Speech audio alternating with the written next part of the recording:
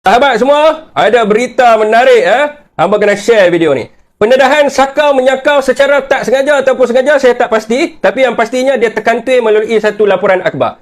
Saudara, Kementerian Pertanian dan Keterjaminan Makanan bawah Mat Sabu hari ini dia keluar kenyataan, dia kata dia bagi jaminan 24 juta beg 10 kg beras putih tempatan bersubsidi akan berada di pasaran di seluruh Semenanjung Sabtu ini. Dan Ketua Pengarah Kawal Selia Padi dan Beras mengatakan beras putih tempatan bersubsidi ini akan dijual pada harga RM26 sekampik dengan subsidi khusus sebanyak RM150 juta.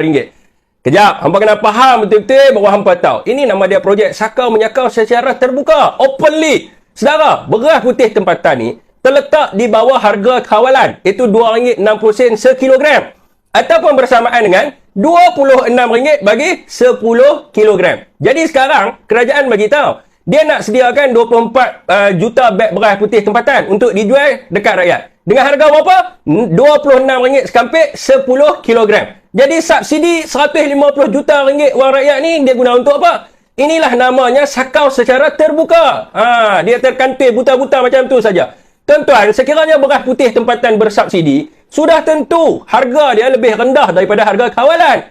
Dan kalau harga dia tu sama saja, maka itu namanya sakau menyakau berjemaah, bukannya subsidi. Dan yang paling kita risau, dalam negara sedang nak bankrupt ni, dengan kerugian berbilion ringgit, mereka ni masih ada niat nak sakau orang rakyat. Lepas tu, kantui buta pula tu. Jadi saya desak Anwar Ibrahim sebagai Perdana Menteri untuk jawab berkenaan dengan benda ini. Mana pi RM150 juta ini dibelanjakan? Adakah ini sakau menyakau? Azam Belen, Ketua Penggalak Rasuah Malaysia, harap siasat mana pi RM150 juta wang rakyat ini dibelanjakan. Jangan duk jadi barua saja, diperkudakan oleh orang-orang politik. Jadi apakah pandangan rakyat Malaysia? Sahabat semua, ada berita menarik hampa kena